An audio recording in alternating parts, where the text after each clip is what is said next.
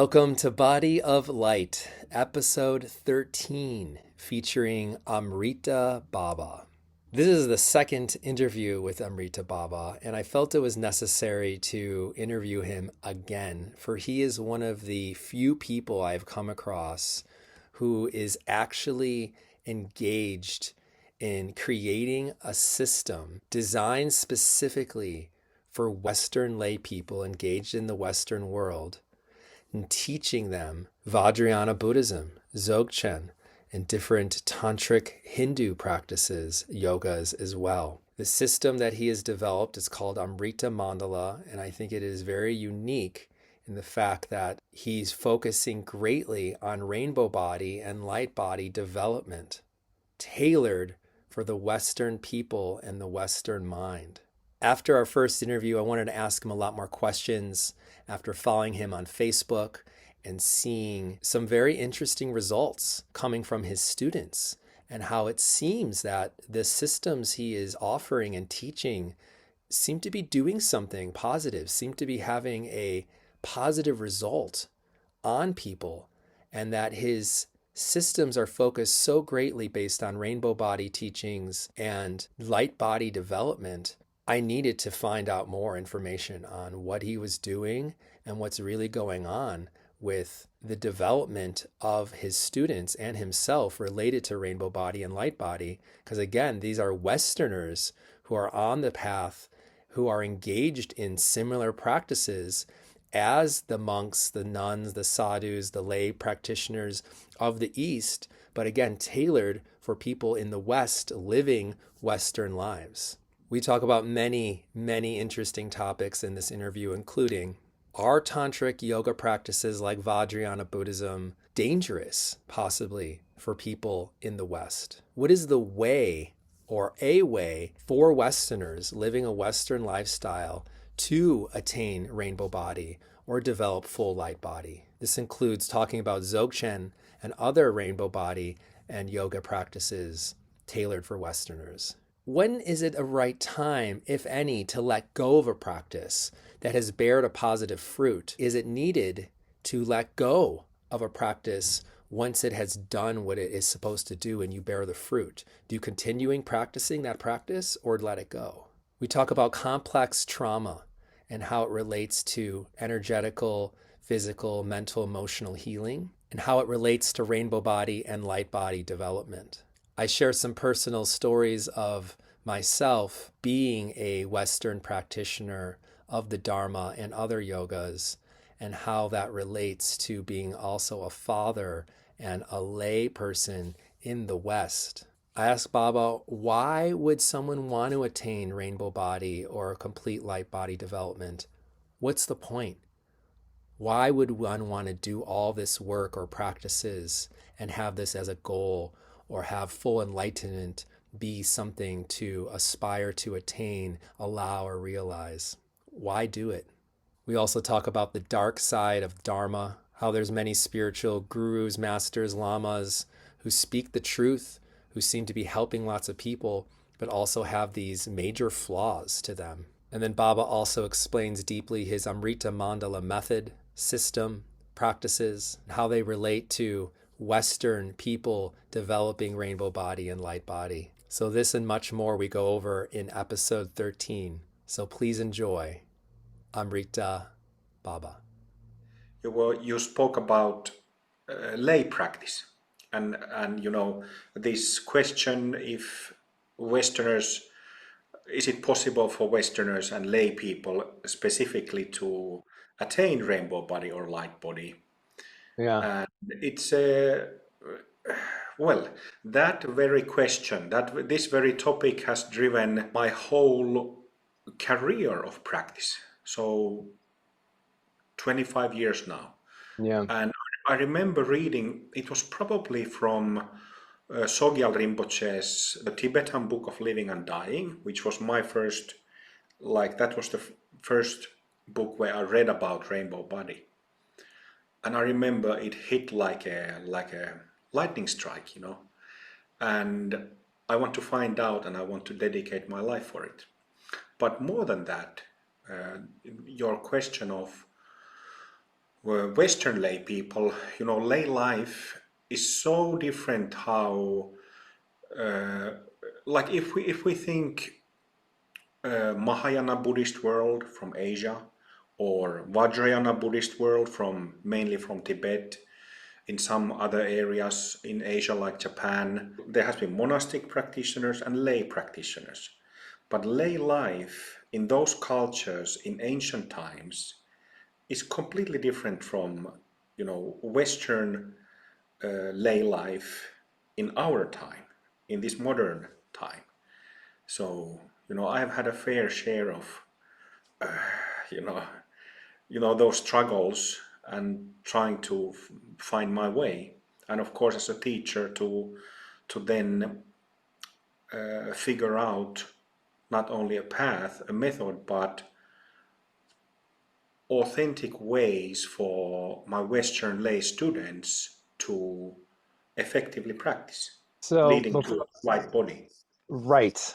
And you're one of the few Westerners I've found like myself. My whole practice, my whole life has been dedicated to these certain practices and ways of being. And then when I learned about the rainbow body, which was not that long ago, like 10 years ago, and then really deeply going into what it is and the practices 8 years ago, it's been also not necessarily a goal of attaining it for myself necessarily, but how does one do that? And then looking at the people that have had rainbow body death occurrences, experiences, realizations, what are the similar qualities and attributes and practices that they had? Because it's, again, it's like a fruit. It's the fruit, the rainbow body, the light body.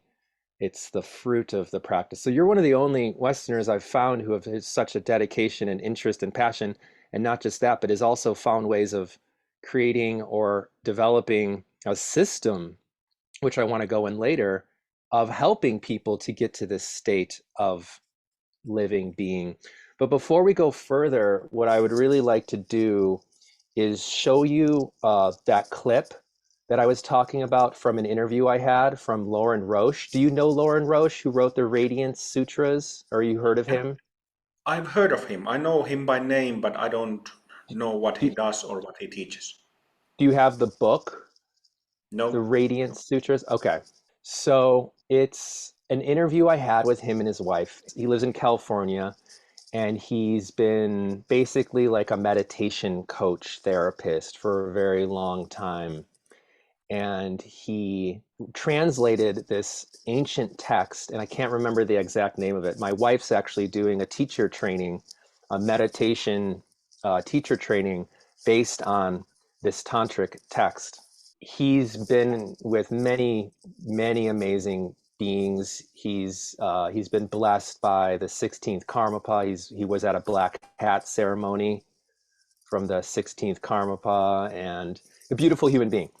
And he is very engaged with the yogic practices and Tibetan Buddhist practices and all different types of cultures, but he's very engaged in Western life. And he's created this system of meditation called instinctive meditation, where it is tailored towards the Western mind and towards the Western way of being, as it seems something you've done. So I asked him a question of, can Westerners achieve or attain this level of mastery like the rainbow body? And what I'd like to do is play you his response, and then we can let the conversation evolve from there. Does that sound good? Yeah, yeah, okay. Okay, because it's very his response, something clicked in my mind and totally changed my life. It changed my life personally. So I just want to share that with you. So I'm going to share my screen here.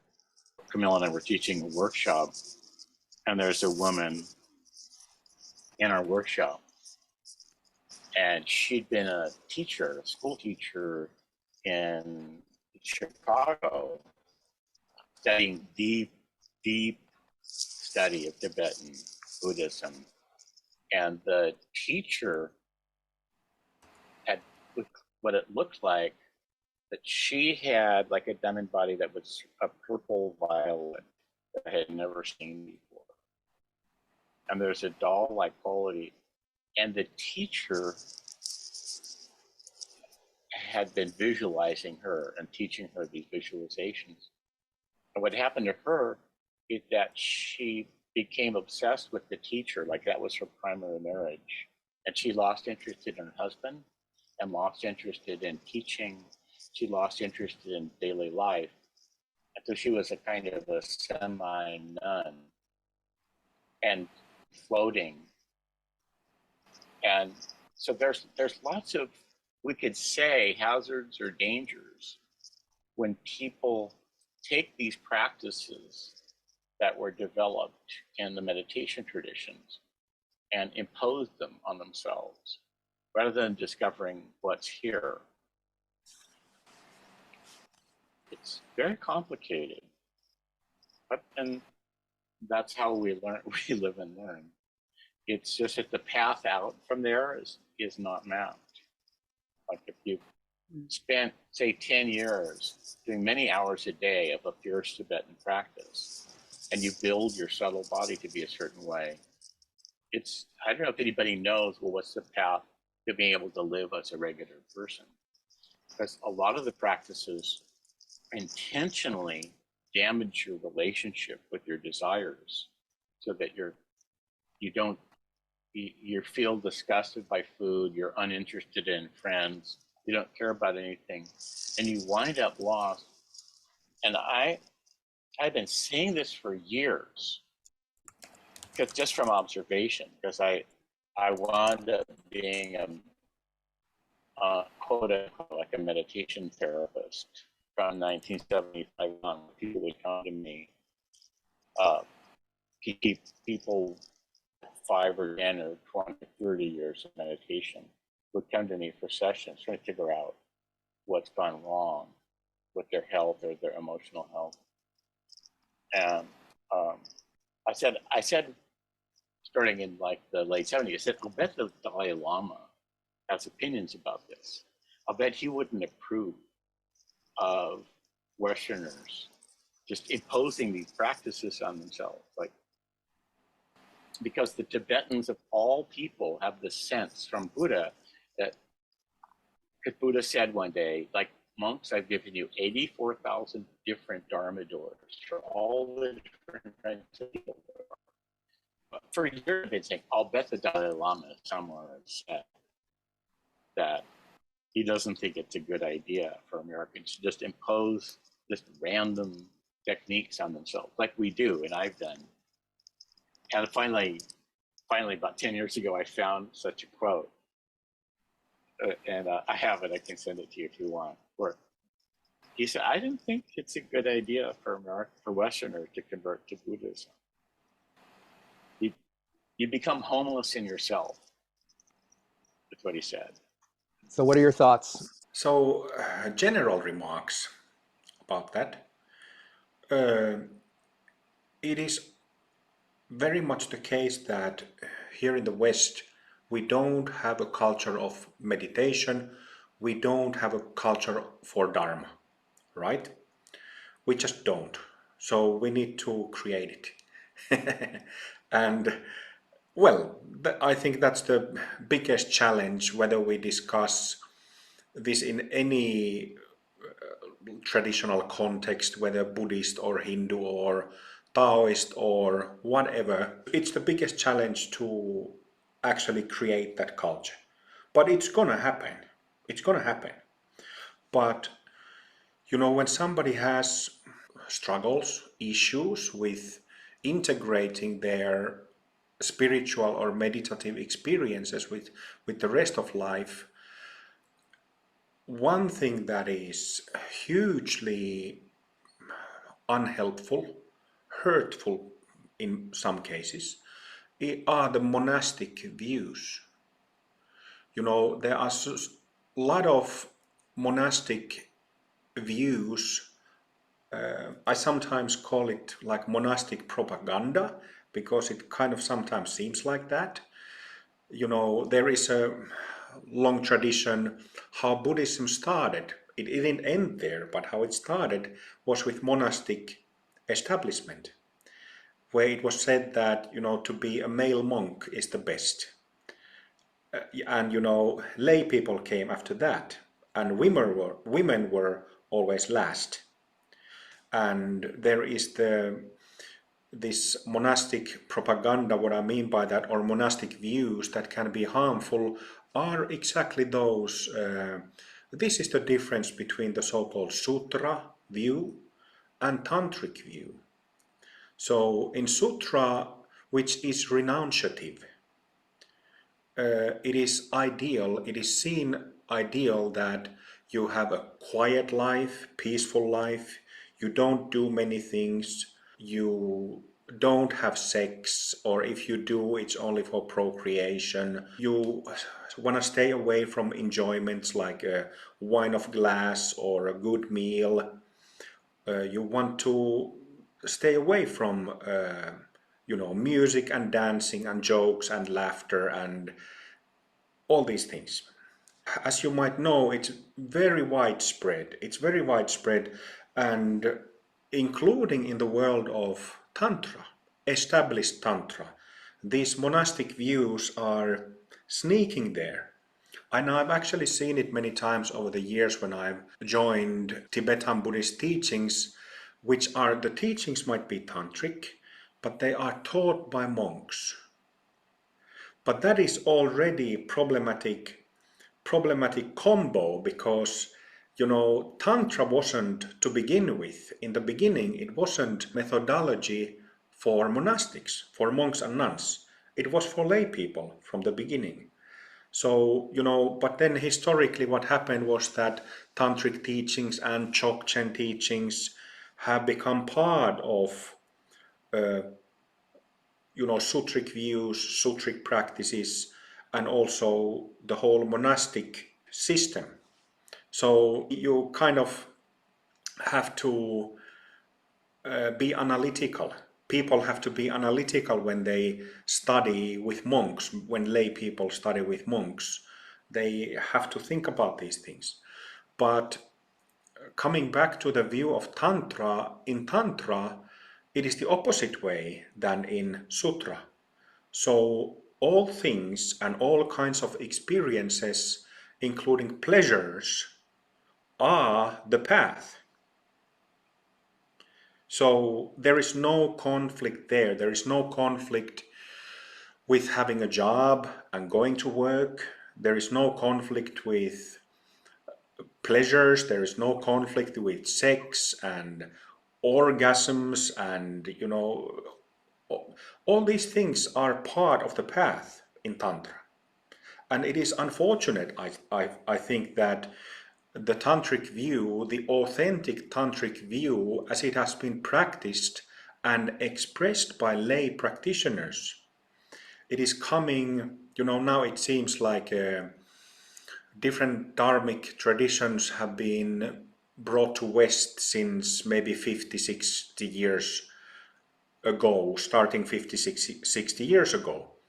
But by now, because there has been so much interest in the West, in the modern world for Tantra, people have been exposed to these monastic views.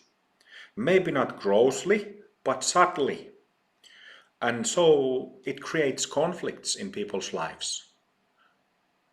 So this is another issue and problem that needs to be told people that, there is a completely different view and completely different path that is suitable for lay people.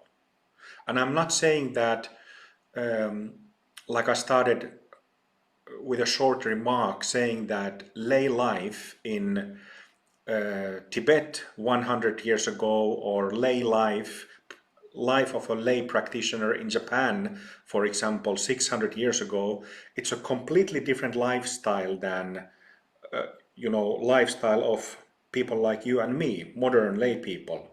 So there needs to be adjustments with lay life, I think. But nevertheless, in tantric path, all pleasures and all kinds of things are the path and are brought onto the path.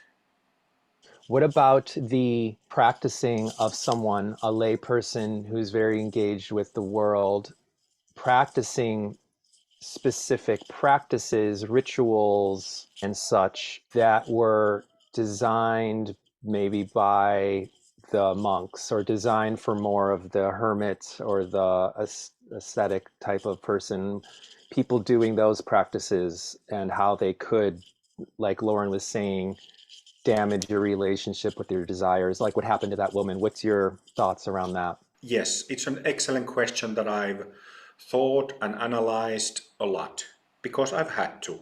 I teach Westerners, and the applications, the exercises need to be suitable for Westerners.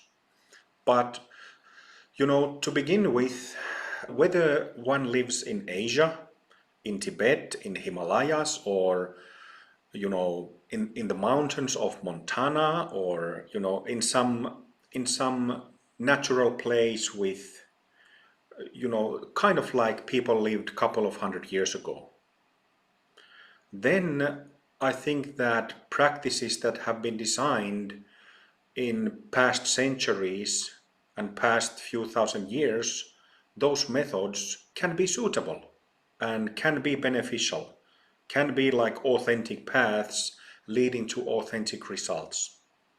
But if you don't live in such circumstances, if you have family, you have a companion, wife, husband, boyfriend, girlfriend, whatever, you have a job, you have bills to pay, you have traffic jams to sit, behind your car, in your car, and all that, then it's a completely different story. So I've spent a lot of time analyzing different methods. Analyzing different methods. What I mean by that is that if we understand the underlying principles, then we can begin to analyze how some method or tradition, how the methods have been built from beginning to end. How the underlying principles are expressed through techniques or series of techniques, different categories of techniques. What are the instructions? What are, how it is taught and practiced. I've spent a lot of time analyzing this exact point, because without doing that analysis I couldn't have done the work that I've done. So I've spent a lot of time doing that, and my respectful view is that the ancient tantric methods might not be that suitable for modern city people. Exactly because, like in Lauren's example, I, I don't know, if I haven't really seen that there has been damage with people who have followed some ancient methods and that these methods would have damaged them. But it's understandable that if somebody lived in 17th century Tibet, and now some person from now living in Paris in France or New York in US tries to practice that, apply those same practices, there is a gap. There is a gap there. And nevertheless, there might be probably some benefits, but it's a good question, isn't it? That if we think, especially in the light of full enlightenment or light body, then we need to have a path that works for us, no matter who we are. No matter who we are. So, this is something that I've spent all my adult life really looking into, and then like my beloved guru here asked me many years ago to put together a method that is authentic, that it works, that it's easy to learn, easy to apply for modern lay people. like myself. What I've discovered talking to different people is that the rainbow body system, so the light body practice of Tibet, coming from Padmasambhava and the Dzogchen type of system, is a very specific, tailored system for people who are part of that culture and living in that environment and so on, like you were saying, and who it seems that the people that do attain light body or have physical signs of accomplishment, light body and such at the time of death, they know it's going to happen. It's like an aim. It's a practice that they're specifically practicing something to realize or attain something. That has been my intention. One of them with this documentary is, what is our way? And it seems like you have and are creating and developed a way. So would you like to go into talking more about that? Because I think this is very profound. From the perspective of full enlightenment, as in rainbow body or light body, it is a very important question to ask how much time it's going to take and how much time do I have for practice so that I will get there, right? And this is one question that needs to be analyzed by individuals who resonate with the idea, with the thought of light body. And this is again my analytical point, that again about methods, that those ancient methods, they have been wonderful methods, but they require a lot of time for practice. So a lot of time in retreats usually. And when I say a lot of time, I mean like at least 10 years, 20 years in retreat. And the rest of the time, it's, life spent in some small village somewhere in the mountains. So obviously, it's not completely different situation for us modern city people. And one thing that about light body that is known and understood too little are the principles behind them. So, the causes of light body. What is the exact cause of full enlightenment or light body? And it is extremely simple. But, so far in history of Dharma, this discussion, this pragmatic and practical discussion was never had.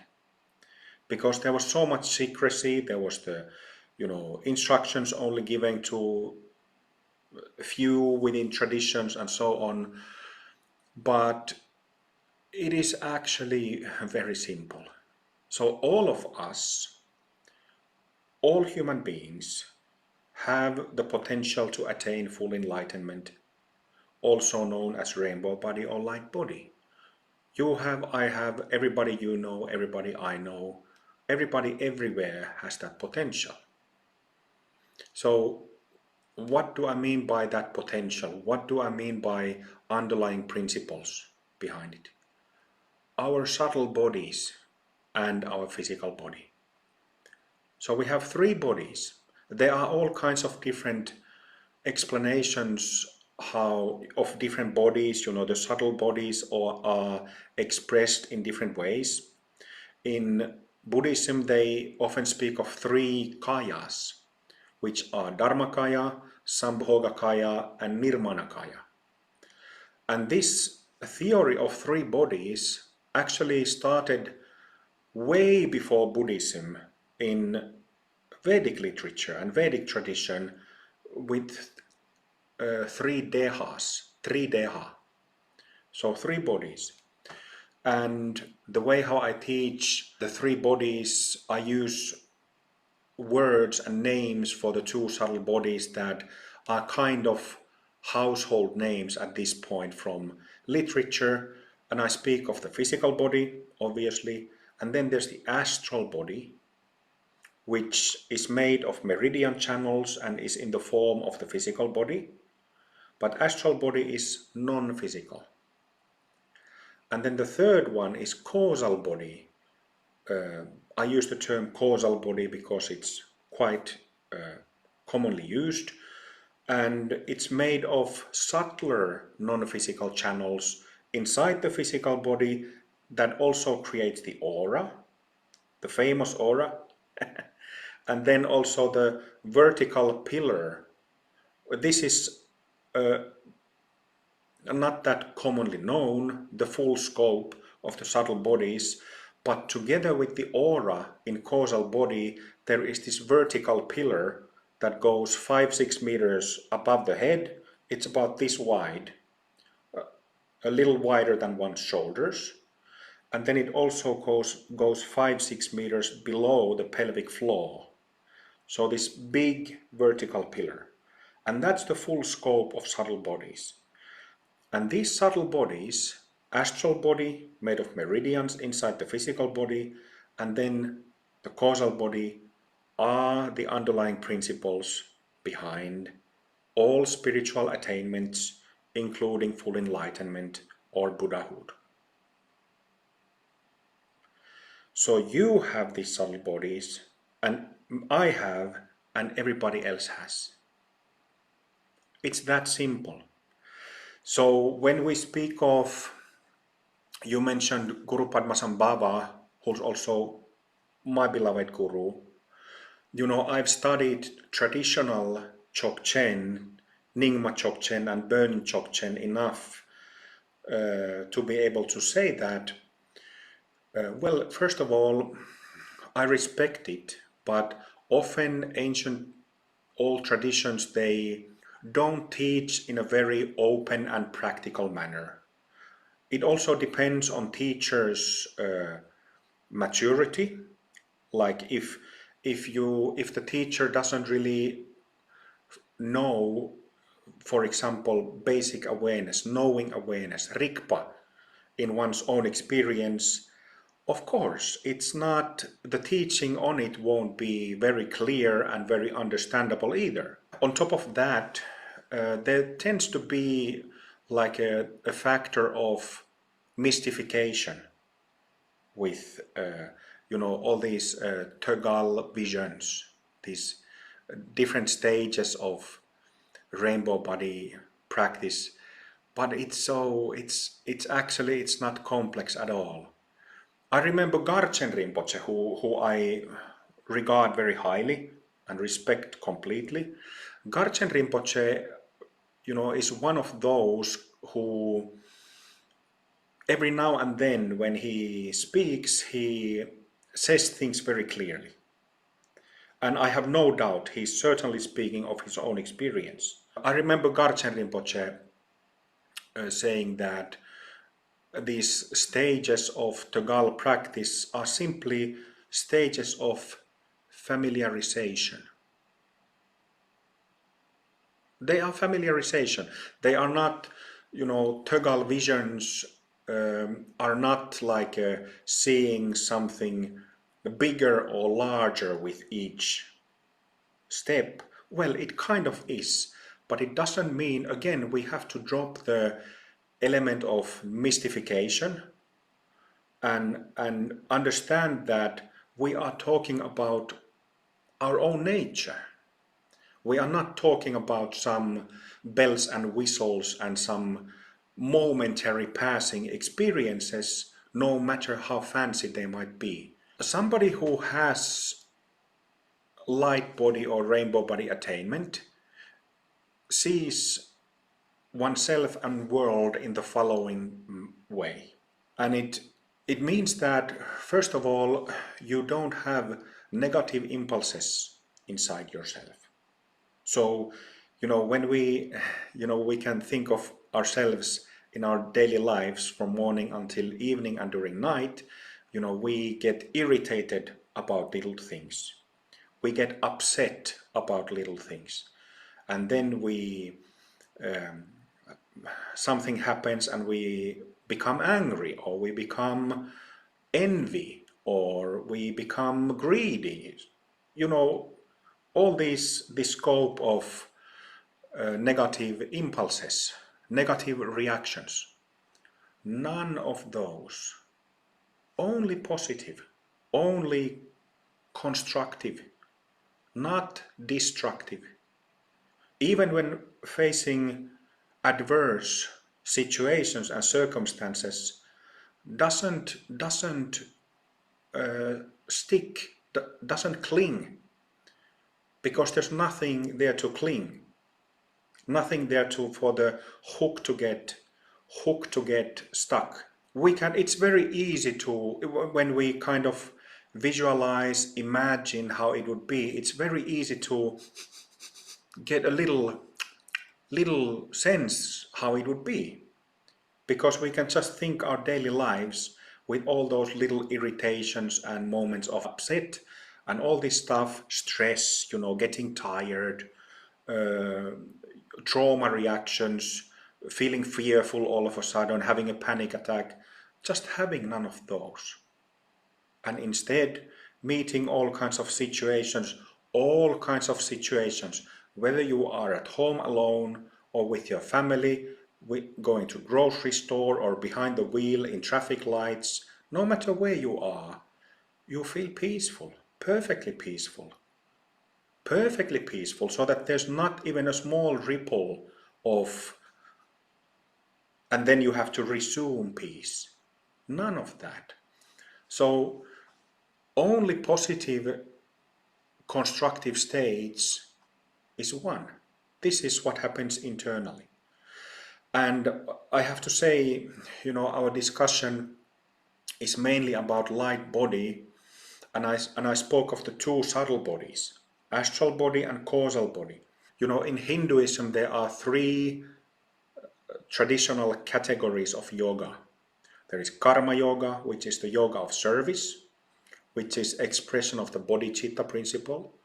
Then we have jnana yoga, which is yoga of wisdom and knowledge, or knowledge. And then there is bhakti yoga, which is yoga of loving devotion. So in these three categories, the same exist in Buddhism, it's just different names. These two, jnana yoga and bhakti yoga, are jnana yoga sorts out the causal body, and bhakti yoga sorts out the astral body. So in ancient times they already knew exactly how it works. The way how Buddhist tradition began was by Shakyamuni Buddha's view or clarification, like a point of clarification really, about how to purify the causal body, how to get to that jnana or prajna, like it's called in Buddhism. The word prajna comes from prajnana, pragyana, and the end of that word jnana is the same as jnana yoga. So Shakyamuni Buddha understandably felt 2,500 years ago that, countless Hindus are still getting stuck with blissful states. But if you purify, if you establish jnana or pragya, you won't get stuck in blissful states. If you don't get stuck in blissful states, if you purify causal body, it means that then when you start purifying astral body, which is the one that creates that bliss, if there is dirt in the engine, if you don't get stuck there, you will attain light body. So these principles have been known since, I don't know how many tens of thousands of years. But, it's a good question how Dzogchen tradition and teachings, how they were when Dzogchen was Nyingma Dzogchen started with Karab Dorje, master called Karab Dorje about 2000 years ago. Nothing really is known about him or who he was, but roughly 2000 years ago, and nobody also knows how he really taught.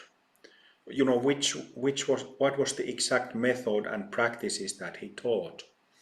So, you know, his teachings, there is only the 3 sentences from him that have been preserved and are still studied. These 3 sentences, this teaching, is oversimplification. In Buddhism also, if you look in general, I spoke of 3 main yogas in Hinduism. The same covering causal and astral bodies are known in shamatha and vipassana principles. Shamatha is the practice that has the potential to purify the astral body and return it to its pristine condition. And vipassana, often translated as analytical meditation, you know, there are sutric versions of vipassana and tantric versions of vipassana. All deity practices are, the result is both shamatha and vipassana. People don't really understand this, but that's why there is a tantric, the whole tantric methodology. It combines both shamatha and vipassana. But even in sutra, shamatha for astral body, vipassana for causal body. And then of course there are, you know, also in Hindu tradition, this varies in Buddhism, but practices for the physical body also.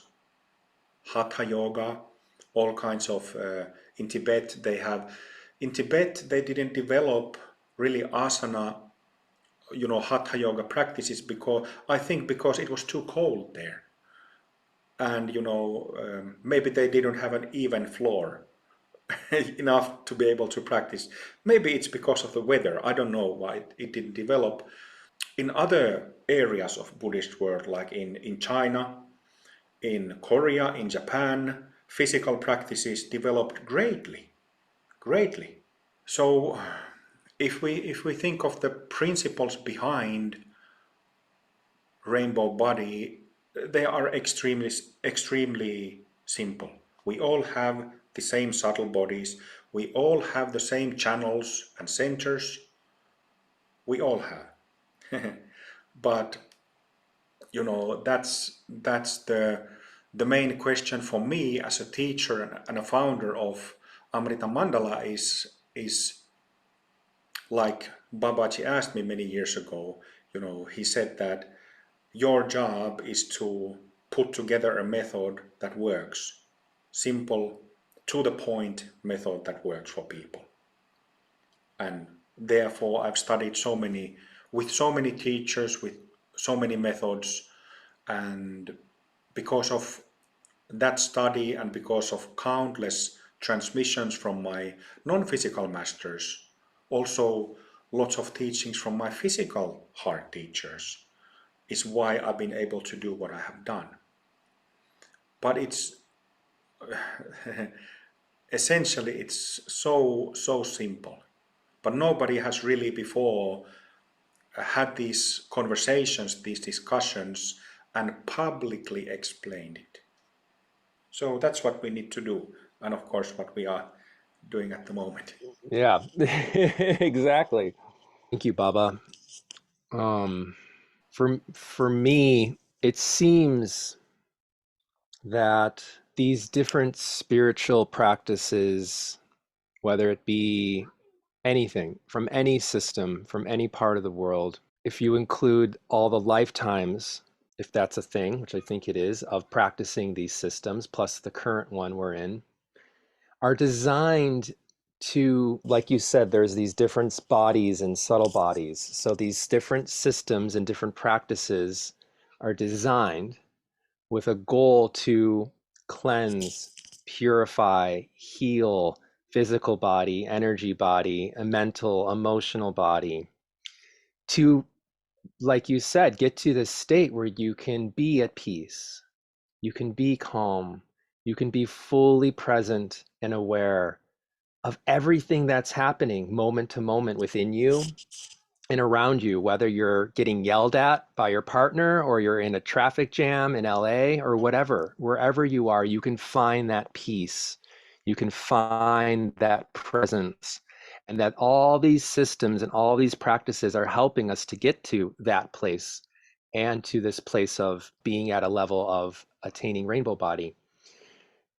Once you feel or are experiencing that place, how important is it to continue doing the same practices that assisted you with getting to that place? So how important is that? And then do the practices change, or are you just using every moment and everything and everyone as the teaching and the guru? Well, well, I guess it depends who, it depends who you're studying with and what kind of method you're following. But one thing that needs to be clear is that there is no way to attain light body and not do retreats. So retreats are required. It's just that here we aren't, it's, I believe it's perfectly possible to attain light body just by attending short retreats, let's say from 2 days to 7 days, few times a year, on top of one's home practice. As a family person going to work, I think it's perfectly possible with the right teacher and with the right method. So no long retreats necessary. Something that it's kind of one of my tasks is to try to create, I can't establish a culture, one little sangha can't establish a culture, but kind of introduce the idea, let's put it that way, introduce the idea to the West of professional yogis. This is something that is dear to my heart as a someone who's spent many years, practicing 8 hours or more every day while working, while being married. But then, in the West, like we discussed, we don't have a culture.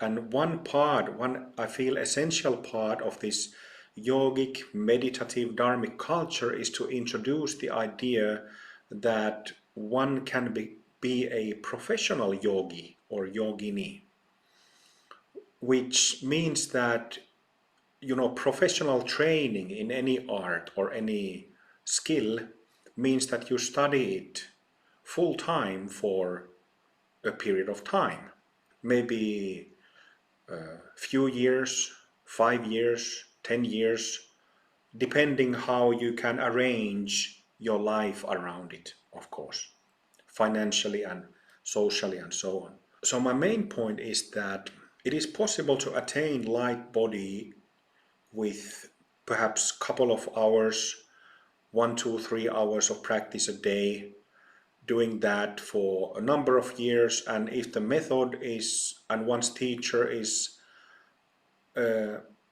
focused, if the practice is geared toward that goal, then the result will be there. When I spoke about how it feels, how rainbow body attainment feels from the inside. So I was talking about Tal Visions, which are gradual familiarization with the natural state. So if we think of gradually purifying both subtle bodies, astral body and causal body, it means that we gradually, growing is not the right word, but we gradually shed our self-based delusions and then selfishness in all forms, including traumas. Those gradually fall away, drop away. If the method works again, if it gives the little fruits of the practice all the time. And as this keeps happening, this extra stuff and baggage, psychological, delusional baggage keeps getting shed off, eventually you will completely, like the shell of an egg, it just falls away.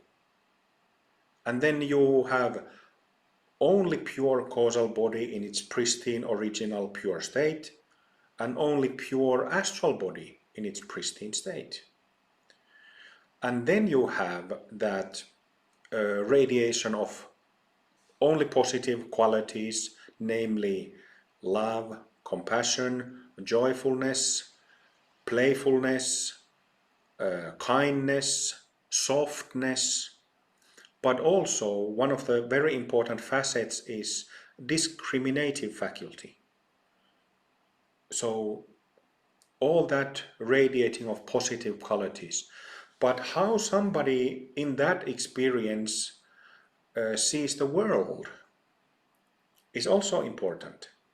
So instead of what happens to us, isn't it that when we see a group of people, we immediately judge people. That guy looks like a dick. That is ridiculous. You judge in a very negative fashion.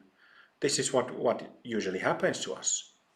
That doesn't happen anymore because you don't have hurt in yourself. You don't have these negative habits and patterns that make that happen. So all those habits and patterns have been released or healed. Then day and night, 24/7, your mind rests in this commonly known as natural state, in original state. One thing that needs to be addressed in Western Dharma is complex trauma, traumatization of Western people. This is a really big thing that, in established Vajrayana there is no discussion of this at all. And there's a little bit of discussion of this in especially American Zen Buddhism. If we think of healing of trauma in the light of light body, it means, which is not discussed at all in Western psychology, it means that complex trauma that so many people have, myself included, it needs to be fully healed. And that is not discussed in Western psychology at all, full healing of trauma. So this is something that, well, I've addressed it in great detail in my teachings, but it needs to be done by so many other Dharma teachers. But it's really something that, again, the difference between Asian traditional Dharma and Western modern Dharma, that's one of the things that needs to be addressed. What I was saying about trauma is that what happens with people who have trauma, complex trauma, is that even if you don't do much things during your day, you might be watching television at home, lying at couch and sipping tea all day, but you still get tired, right? Not to even mention, usually people who have complex trauma, their traumas are related to people, other human beings, so human-related trauma. But somebody with complex trauma goes and hangs out in town or has tea or coffee with their friends or meets new people, it can be draining. Why? Because complex trauma does that. It's like a boat that is full of holes. And how exactly we are full of holes is that the subtle body is shattered. The channels in both subtle bodies are broken, and so the prana keeps getting spilled out. So this is how complex trauma works. But when you don't have that anymore, then you don't get tired. You're capable of doing things that you weren't capable before. There are examples of this. I highly revere and respect Ammachi, the hugging saint, who I think is fully enlightened being. in her, we can see somebody who's attained light body, and there are others like her. But what we can see with our physical eyes in her programs, or if we go to her ashram and spend a few days to a couple of months there, we can see her tirelessly, meeting thousands and thousands of people one after the other, not getting tired. You know, giving darshans, not only hugging, but giving transmissions to thousands of people one after the other for up to, I think, 26 hours is the longest time that she has done that without taking breaks. That's not possible unless your subtle bodies are completely purified, healed, intact. And what happens there is that without trauma, the prana doesn't get spilled out. So it stays in the system, so you don't get tired, and then you have the capacity to perhaps only sleep very little, perhaps drink very little, eat very little, if you want that. That's a great point, Baba, with the trauma. That's one reason my wife and I dedicate so much time of what we do in our service to helping people heal their trauma and their shadow work completely. Because it's so, when you sit and meditate, if you can do all the yogas and all the tantric practices and such, but if you don't heal the trauma, you can go into this deep state of meditation, and then what's going to come up every time usually is the trauma or the fear or the Yes, anxiety. that's a problem because shamatha meditation that is practiced by millions and millions of Buddhists, East and West, that very meditation practice, from simple breath following or breath watching meditation, is supposed to do that. But the problem with teaching samatha meditation is that it is presented as concentration practice. If you watch any lecture of shamatha meditation online or attend some lecture in person, they will only tell you that it is about being concentrated and getting distracted. It is almost never presented as healing practice, which is necessary to do if you want to purify your astral body. This is a huge problem in Buddhism.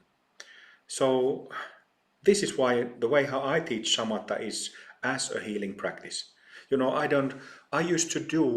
I did a fair share of shamatha training in my Zen Buddhist days, and after that I could, figuratively speaking, burn a hole in paper with my concentration. I got so good at it because I did it all day for 4 years. But at the end, I asked myself that, where the hell do I need, why would I need such an ability to concentrate? So I think it's a mistake to present shamatha as concentration practice. If it was presented as healing practice, these millions of people would reap much greater benefits from their sitting. So, and same with, like I was discussing, shamatha and vipassana in Buddhist system relating to astral and causal bodies, and then jnana yoga and bhakti yoga in Hindu thing. Well, look at bhakti yoga, yoga of bhakti yogis, yoga of loving and devotion. When you start generating love and kindness, it feels so good and it heals us. So that's another way to heal traumas. So I'm going to ask a personal question that relates to all this, because again, part of this film is about my personal journey around these subjects and topic. This past week, I was dealing with some pain in my face, and I don't experience much pain ever in my body. So when it happens, it's very loud and it's very intense. So I had the week last week where my wife was with my son most of the day and she was allowing me to rest. And one day, multiple days, she was out and I was alone, which doesn't happen often during the day. And I was meditating or just sitting on the couch, looking outside, breathing, I guess going to a meditative seat of practice, you can say. And because of the pain, I had a point of focus and I was able to, instead of fighting the pain or wishing it wasn't there, it brought me more present out of my mind and into my body. And I can get very heady and overthink things sometimes. Being in this state, I was observing after hours. I was just sitting there for hours, and just being, not doing anything physically. And I noticed that I was able to just sit and be, even though I was in pain, I was at peace. And I was observing all the thoughts that would come in and go and all the emotions and not being grabbing them, not pushing them away, just being completely present in the moment as it is. And it was going on, I think it was 6 hours at least. I was in and out of that state. And I never really experienced that deeply, that experience before. And I guess here's my question. It's easy for me to do that when I'm alone, retreat, right? But as soon as my wife came home and my son, and then I was stepped into the role as now a father and a husband, it was very challenging to maintain the peace.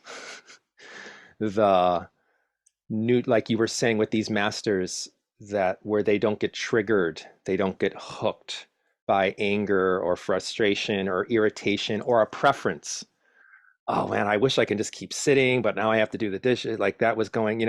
For other people who may be experiencing this state that I'm describing, when they're alone, how does one maintain that state or adjust to then stepping in the role of time to be a dad, time to pay the bills, time to drive the car, and maintain that level of peace and awareness and calm? Mm. Well, by not getting attached to the peace and calm. Of course, it's understandable that people who have small children, um, having small kids is so exhausting that I can speak on my own, from my own experience and what I've heard from other people. People do get burnouts from being parents and severe burnouts.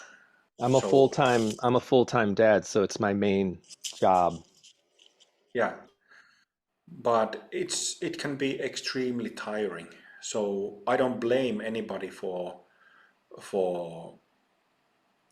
getting attached to common peace, but that's what it is at the same time. And it is in Mahamudra tradition they speak of three main stages from unawakened state to Buddhahood, and the third of those stages is called one taste or same taste, which means that one comes to realize that the problem and the solution are the same. Which one taste or same taste it is, if you read some Mahamudra manuals, it is said that samsara and nirvana have same taste. They are based on the same principle. Problem and solution come from the same foundation, from the same ground. And being a we spoke a little bit about being a lay practitioner in, ancient Tibet. Tibet is still, mostly people live outside of cities. People lived like they lived 500 years ago. So, but comparing lay life in any ancient culture and modern culture is so different. Like if we think of somebody who's very dear to me, like Dilgo Khyentse Rinpoche, who was one of the greatest lamas who recently lived. He passed away in 1990.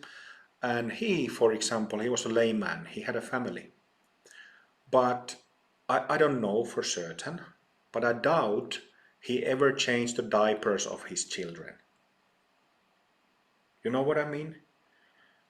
And that's just a little example how different the meaning of lay practitioner was in ancient Tibet and how it is now. We in modern relationship, in family dynamics, we expect that both the mother and father or companions, that they do equal amount of, whatever is necessary for the family to function and home to function, right? Unless if the other one is perhaps a supporter of the whole family, has another work, and so on and so forth. But usually both work and dedication is required to run a home and a family. And this is already, it's completely different, I think, compared to Tibet or any Asian ancient culture. How to get to that same taste in these circumstances? That's the big question. How to get to that same taste when if you slept 2 hours and then you have to get up at 6 to make breakfast for your children, make yourself ready for work, take the kids to daycare or school, go to work yourself. That's a whole nother ball game for modern Western people. Whole nother ball game. And there is no way to get to that same taste, to really rest in natural state in those demanding everyday situations without practice, without joining retreats every now and then, without having a really valid teacher and a really valid method to follow. I think it's as simple as that, but it is possible. Yeah. My practice, as I mentioned in my recording, is I wake up early so I have time to practice before my kid wakes up. And I do the practices that I've done to help me to get where I'm at. Like I practice hatha yoga, I meditate, and I get into that state, and I'm there. And then when he wakes up and I have to put on the role of husband and father, I'm there, wherever that is. I'm in that frequency, that energy.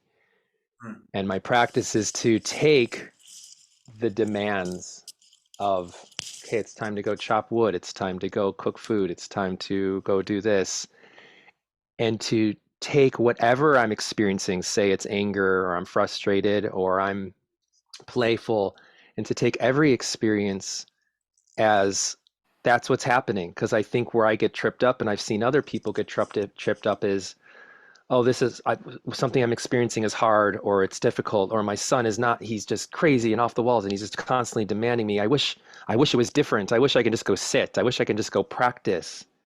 So you're wanting the moment to be something different than what it is, rather than taking the moment and just fully surrendering and taking everything you've learned from your practice and applying it to those challenging times. To me, that has been a very, very kind of like, it's kind of like being a parent, and this type of life is like the advanced yoga. It's like, Yeah, you get what I'm saying? yeah. But the solution is really simple. Don't try to be present like you're present in meditation. Don't try that. Just, just flow. Just flow. But don't try to be present. Forget about peacefulness of mind, calmness of mind. Just completely get rid of it. One interesting thing that happens, well, you can try. What happens when you try not to be present? What happens? You touch the ground of being. Present, right? Yeah.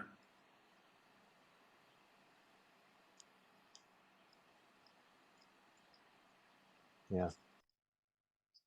Thank you, Baba. I have one final question, and then whatever else you want to add. And I've been asking this to people kind of at the end, is why would someone want to attain the rainbow body? Why do these people who attain the rainbow body want it? Because it seems like it's a goal, it's an aim. Mm. And why would someone like you and me want this? Why? What's the point? Why do it? I think it's more useful to look at from the other perspective of being a being who feels incomplete. If you feel incomplete, you acknowledge and admit that I am not resting in a pure state, in my original state all the time, then I am in fact incomplete. So I think that's more helpful perspective to look at the light body or rainbow body than aiming at this goal of light body or rainbow body. You know, what is great with Buddha Dharma is that it's a process of deconstruction, not construction. You know, we don't need to build, but we need to shed off. We need to deconstruct. So what we deconstruct, those causes that make us incomplete, make us deluded. And that's why. You don't feel complete until your both subtle bodies have been returned to their natural pristine condition. You just don't feel complete. That's the thing. There's the catch. It sounds so simple, so easy, but really what is possible for us is you can't imagine it. I don't mean to sound like I'm mystifying or somehow describing some completely out of the ordinary thing. No, there is sense of familiarity with our true being, our true nature, but we are so used to our deluded and hurtful, traumatized condition that we don't really know ourselves. But my experience is that if you have practices that enable you to recognize your true being, that being who has light body, untainted, undistorted, if you have practices that enable you to recognize that pure being on daily basis, we come to understand very quickly, relatively quickly, that, oh, I could never imagine what this, I use the words like natural state. It's constantly used in Buddhist literature. I use the word purity a lot, which is a lot used. But to have really total experience of total purity, of this state that is natural, original, it is at first extraordinary because there is so much depth It's so rich, it's so complete, day and night. And we truly don't have these negative functions. That it is pretty special because of that. And of course, I spoke of hugging Saint Amma. I mentioned Garchen Rinpoche. There are others, maybe who are, living in rainbow body, light body right now. And when we go to the presence of such a person, I used to watch when I was a teenager, I watched sci-fi TV and sci-fi movies, and they always had these portals to other dimension, right? I remember meeting Ammachi for the first time in 2003, and many years and many times after that. And when I look at her, it's like looking into that portal. That she seems like a being who is fully enlightened, kind of looks like you're looking into a different dimension or a different realm. But this realm isn't some fantasy realm or some imagined fluffy realm. You're looking at your own self by looking at somebody who's that attained. Such beings stand out in crowds. Because there's so many who are not that. So they're like these lights in the darkness. Yeah, exactly, exactly. Who are the other living beings that you are aware of besides Garchen Rinpoche and Amachi that you feel have attained full light body? Or are they the only two that you really know of who are alive that you could be with? Well, I'm kind of assuming or presuming that there are a few others, maybe in Tibet, but I know that there's one Theravada monk who's over 80 years old. His name is Luang Por Jamnien, who's very famous, like northern Thailand Thai monk. And I don't remember if we discussed this in the first interview, but he doesn't get tired. He barely sleeps, and he has this weight, physical weight that he carries on his body that weighs something like 50 or 60 kilos, and he never takes it off. And he meets people all the time, helps them, feeds them, blesses them.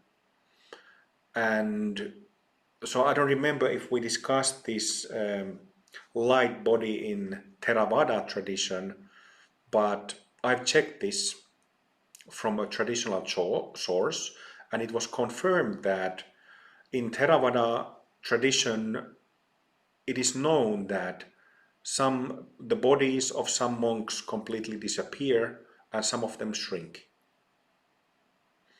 And I don't, I follow Mahayana standards myself. Mahayana standards are different from Hinayana or Theravada. So I don't, because of that, I don't think Luang Por Jamnian or others like him are fully enlightened Buddhas. But their astral bodies and half of their causal bodies are purified. But it's mostly the purified astral body that enables sleep very little, completely go without sleep, and maybe eat very little or drink very little. So it's the astral body that mostly dictates what one is physically capable of. How important do you think it is where every level, say we have like what we do, our practices, our mental body, our energy body, our physical body, and then our karmic life, like how important is it that we have all these different levels? If one is very developed in their astral body, energy body, and in their mind, and has reached this level of enlightenment, but physically causes harm to themselves or others, does that throw all the rest of it out of balance? Or does every level of our existence, what we do behind closed doors, how we treat ourselves and others, does the whole package have to be this type of level of being, or can there be flaws, human flaws? Can there be still things to work on? Say these, say Chogyam Trungpa, he was alcoholic, smoked cigarettes, womanizer when he came to the States for whatever reason. But when he died, it seems that there were rainbows and there were signs of completion and mastery. What's your thoughts on that? I just say this one comment. Chogyam Trungpa, I dislike him very much. I've had extensive discussions with one of his wives, but at the same time, he was a Dharma teacher for many people.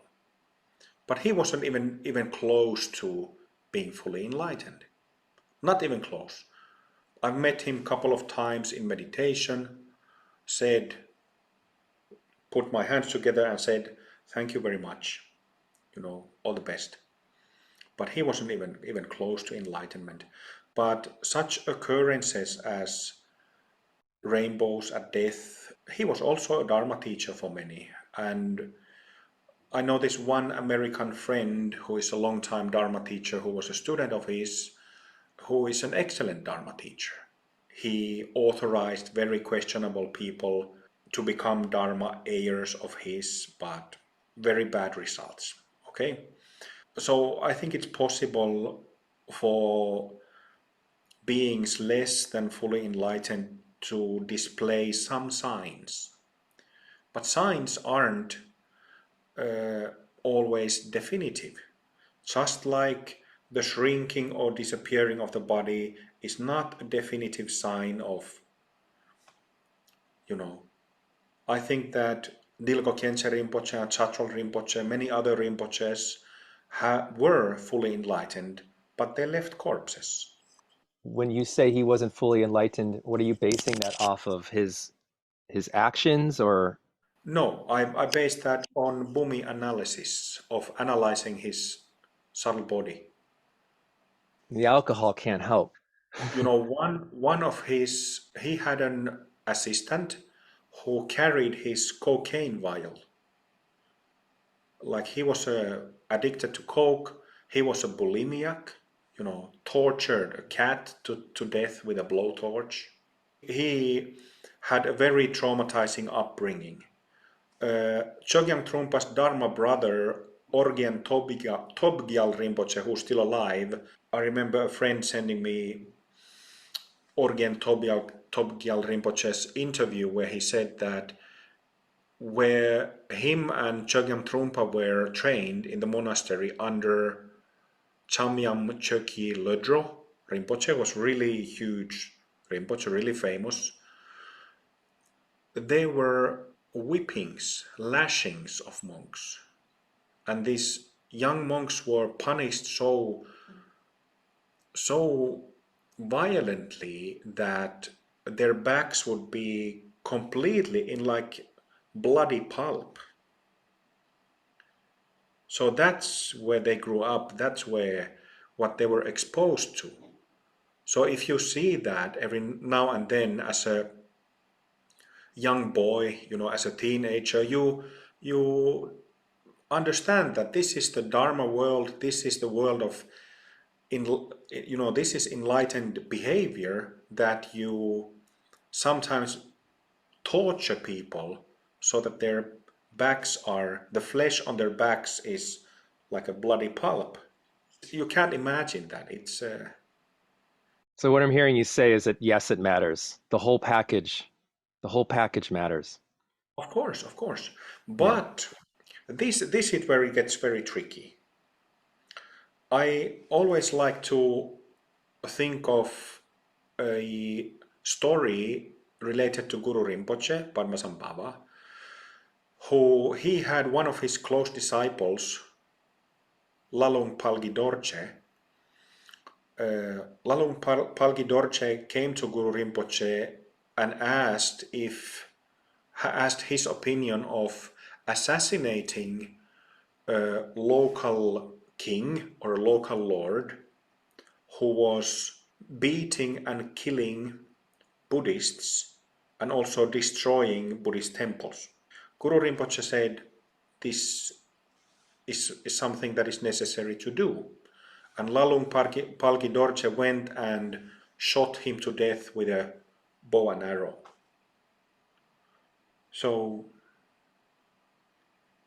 how do you view that? How do we view the fact that somebody like Guru Rinpoche okayed an assassination?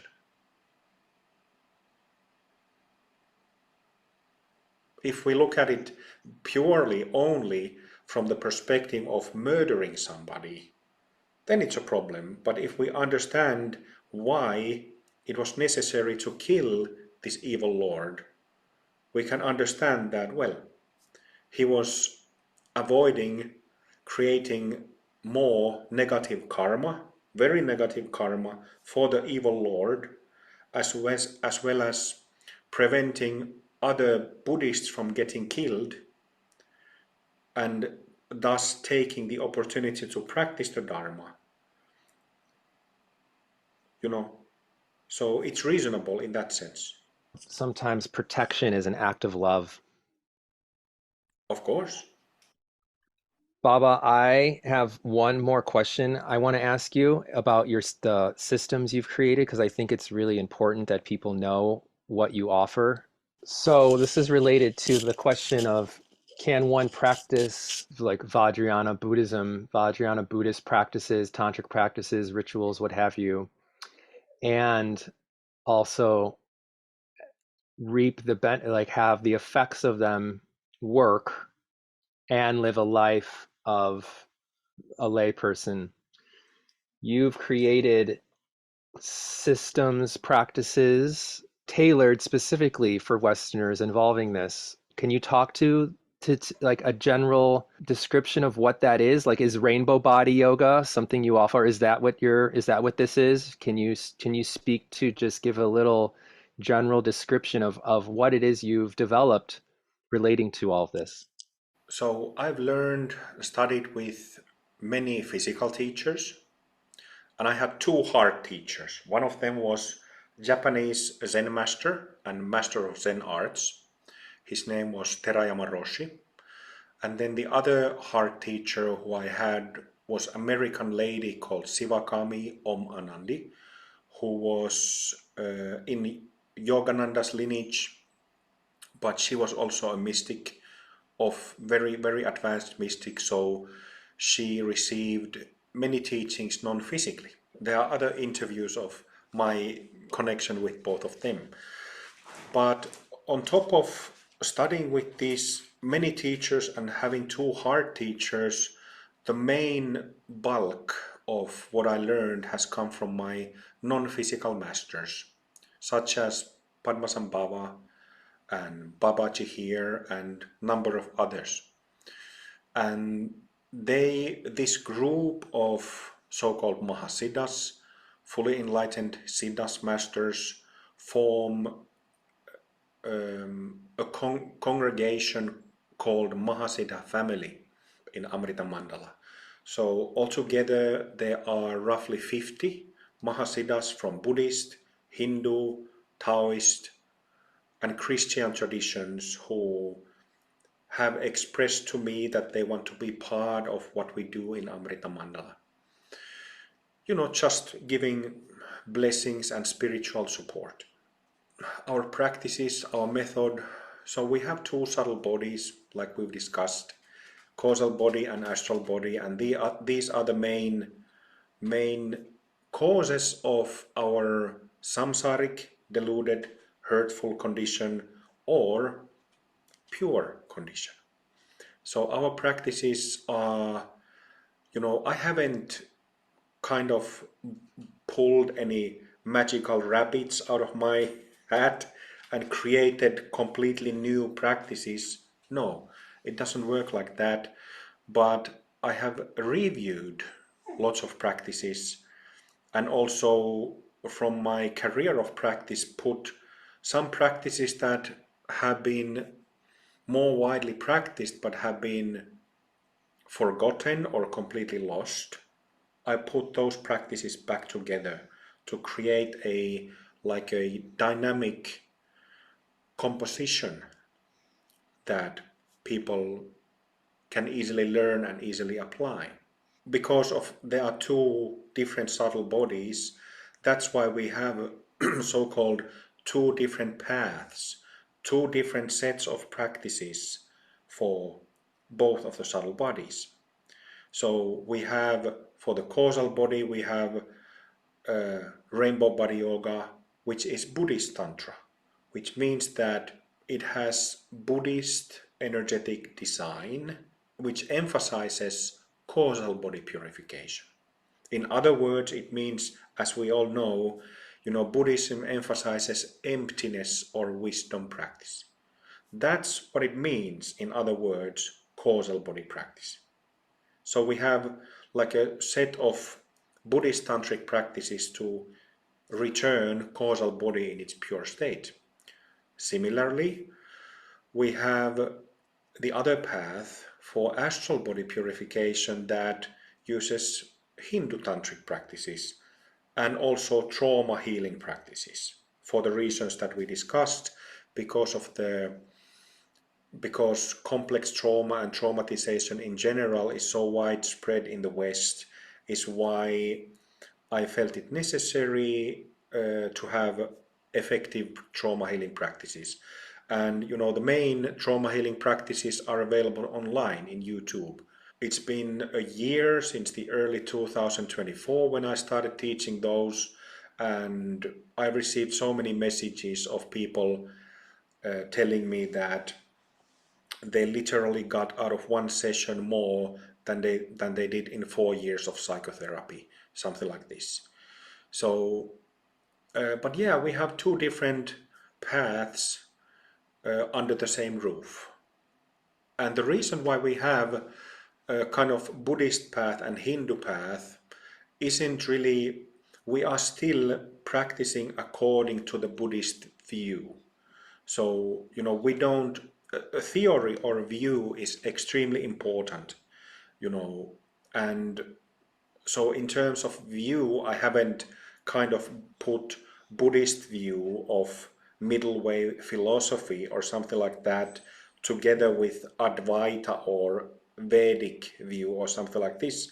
We have the Buddhist view, but the reason why I say that we have Hindu tantric practice is because the energetic design of Hinduism, the energy of Hinduism is different than Buddhist. And the energetic design of Hinduism much more emphasizes and addresses the astral body. So that's why, it's simply like this fusion tantra, like I call it, just taking best of both worlds. And I haven't really decided to, I will take this bit from Buddhism and that bit from Hinduism. I haven't done that. This is something that my masters have presented and given me and transmitted to me. So I've simply, my part in this work has been, of course, to teach. We've had a lot of retreats since 2008 when I started teaching. My job is, of course, to run the Sangha. My job is to adjust the practices and the method from the yogic perspective so that it's become more and more suitable for Westerners. But when we speak of a tantric method that has the potential to take a practitioner to light body, it's also necessary to understand that very foundational practices are very necessary, like ethics, just basic meditation. These are very, very important. So it's not only some very high advanced tantric practices, So very basic practices are extremely important, cannot be dispensed. Is that how you say it? you've had students that have been with you for some time, Yeah. and you've written the book Buddha's Among Us or something to that title, correct? Yes, yes, yes. Yeah. We talked about that, I think, in our last interview. So you have people who are in the West, who are lay in the Western world, who are engaged in what you're this system. I love how you guys post photos of your faces Mm. regularly because you can see results. It seems these systems are working from the Yeah. results of the people. Yes, I got the idea of photo and video documentation in early 2013 when I had had maybe 3 awakening experiences. And when I was watching myself from the mirror, I could see that that guy looks different after each of these shifts. And then one of my gurus taught me the so-called 13 stage model, 13 Bhumi model. And this is something that we have extensively documented, both on photographs and in video clips by myself and a number of my students since 2013. And then more recently, in the more recent years, myself and a number of my students have documented their astral body purification, which again, together, causal and astral body leads to ends in light body. If you ask my personal opinion, I've posted maybe 115 or something like that videos in YouTube. By now, there's a playlist on our Amrita Mandala YouTube channel where you can see all these videos, you know, myself staring at the camera through all these years and through all these stages, and as well as videos from others. But if you ask me personally, I'm still, I wouldn't want to display myself like that. I don't like self-promotion, but I've done it only to show others that you can see it. That it's not, again, it's not some vague awakenings or shifts that happens to us, that it's actually a systematic pattern that happens to, if you start having, anybody starts having awakening experiences or purification of the astral body, it looks the same, it follows the same pattern in all people. Again, because our physical bodies and our subtle bodies are exactly the same. So this video and photo documentation is simply to display that you can see it, you can feel it. Yeah. Anything you'd like to add, my friend, before we close? Any final thoughts or anything? What is really dear to my heart, what is one branch of my work, is to bring awareness to full enlightenment in the Western world specifically. It is a common statement from the tantric vehicle of Vajrayana to that somebody who's really dedicated practitioner can attain Buddhahood, full enlightenment in a single lifetime. And this has been said for ages in Buddhism, perhaps in other manner in Hinduism, but nevertheless has been said. When we talk about Buddhahood, it has been mystified, it has been glorified, it has been taken out of context, and thus a huge gap between practitioners like you and me and others and the actual attainment has been created. A massive gap. But this gap needs to be removed, and it needs to be understood that attaining light body or Buddhahood is not, of course, it is, you really have to work at it. You really have to be ready for the process to go through it. You have to have merit, readiness. But it is not something that belongs only to some chosen few who are fortunate to find some white bearded guru in some distant Himalayan caves that no one even knows about. No, it belongs to all people. All people should know about this. It's another matter who are able to attain it, but all people should know about it.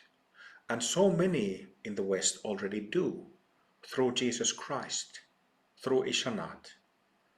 I think he was the first, or one of the first, who tried to ignite the fire of enlightenment in the West. It didn't go so well, obviously. I know that before him, in the times of shamanism, shamanism is kind of a precursor of Tantrism. And I know that in shamanism, there has been, throughout last 100,000 years or something like that, there has been many, many rainbow shamans who attained rainbow body. But, I think we can view, or people commonly know Jesus Christ as somebody who resurrected, who attained light body, whose physical body disappeared when he passed away. And the principles behind that apply to all of us. Ishanat, Jesus Christ, was not the only chosen one. He was not the only son or child of God. We all are. We all are.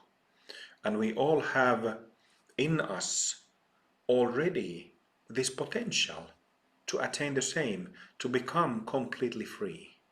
One of my tasks, one of my missions is to help people understand that this is not some lofty stuff from the Himalayas, but this belongs to us all. And that many of us will attain light body. Many of us will.